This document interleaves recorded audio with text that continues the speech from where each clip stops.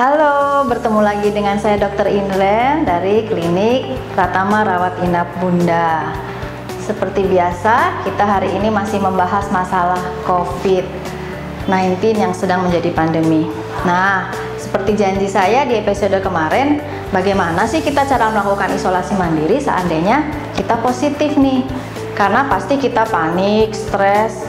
Jadi reaksi seseorang bila dinyatakan positif terhadap COVID pasti dong panik, stres, jadi mau apa, bingung. Nah, kalau misalnya memang kita merasa kok saya nggak ada gejala ya, atau gejala saya hanya hilang penciuman atau pilek-pilek biasa atau batuk-batuk kecil, kenapa ya saya bisa positif dan kemudian saya harus bagaimana ini di rumah? Karena saya nggak mau dirawat di rumah sakit, saya nggak mau juga dibawa ke Wisma. Baik, jadi teman-teman, pertama, virus itu adalah bisa disembuh dengan daya tahan tubuh kita. Jadi selalu kita harus meningkatkan daya tahan tubuh kita dengan berpikir positif bahwa virus ini nanti akan mati dengan sendirinya asal tubuh kita bagus, kekebalan kita baik. Jadi gimana cara kita mempertahankan kekebalan tubuh kita agar ini virus segera mati dalam waktu, ingat, 10 hari saja. Jadi yang pertama adalah tentu supaya kita bisa berpikir positif, kita bikin jadwal harian kita selama melakukan isolasi mandiri di rumah. Ini hanya sekedar saran karena jadwal bisa dibikin atau dibuat sesuai dengan selera teman-teman masing-masing dan sesuai dengan kebiasaan yang teman-teman selama ini lakukan sehari-hari. Nah, bagi teman-teman yang muslim bisa di pagi hari begitu bangun melaksanakan sholat subuh. Teman-teman yang non muslim pun bisa juga begitu bangun pagi melakukan doa. Kemudian setelah sholat subuh atau doa, kita bisa melakukan sarapan yang pertama. Kita bisa minum air putih atau kita bisa minum suplemen. Kemudian kita juga bisa makan jeruk yang tidak terlalu asam. Kemudian setelah itu apa yang kita lakukan? Kita bisa mandi supaya segar, tubuh kita fresh dan kita merasa bersemangat pada pagi hari. Setelah mandi, kita bisa olahraga ringan. Malah sesudah mandi kita bisa olahraga ringan. Jadi setelah santai, habis itu baru kita istirahat dan makan pagi. Sarapan pagi tentu jangan lupa sayur, buah, dan protein hewani, protein nabati, semuanya harus lengkap, komplit, gizi seimbang. Teman-teman pasti sudah tahu. Setelah sarapan pagi, kemudian kita bisa istirahat dan kemudian kita bisa melakukan aktivitas yang kita suka. Misalnya kita bisa membaca atau kita bisa berkabar dengan saudara-saudara kita yang mungkin di luar kamar atau teman-teman kita yang mungkin sedang melakukan pekerjaan di kantor. Kemudian setelah itu snack time pertama silahkan mau apa, mau biskuit, mau roti, mau buah, sesuka Anda, sesuka teman-teman semuanya. Setelah itu jangan lupa teman-teman, untuk yang muslim biasanya setelah siang kita harus melakukan sholat duhur.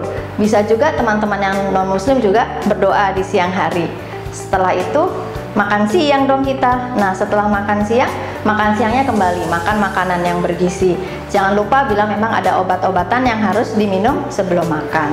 Setelah itu bisa tuh kita lanjutkan sebelum melakukan tidur siang, bisa kita lakukan dengan bersih-bersih kamar atau mungkin membersihkan berkas-berkas atau mungkin menata baju kita di lemari. Jadi melakukan aktivitas yang bermanfaat.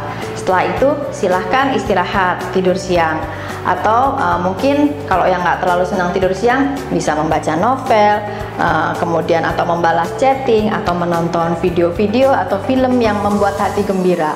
Kemudian setelah itu kita bisa, jangan lupa untuk teman-teman yang muslim, sholat asar. Bisa juga pada teman-teman yang non muslim juga berdoa. Setelah sholat asar, setelah berdoa, waktunya mandi sore yang segar. Setelah mandi sore, kita snack time lagi teman-teman. Snack time yang kedua, bisa dengan buah-buahan, bisa dengan makanan kecil, snack ringan, dan selalu dengan air putih ya teman-teman, karena kebutuhan cairan kita pada saat kita terinfeksi virus akan meningkat. Setelah itu apa yang dilakukan? Kembali lagi kita bisa menghubungi teman-teman kita, saudara-saudara kita, atau me time lagi. Nah, kemudian setelah itu di acara kemudian maghrib, jangan lupa untuk yang muslim sholat maghrib. Bagi yang non muslim berdoa lagi.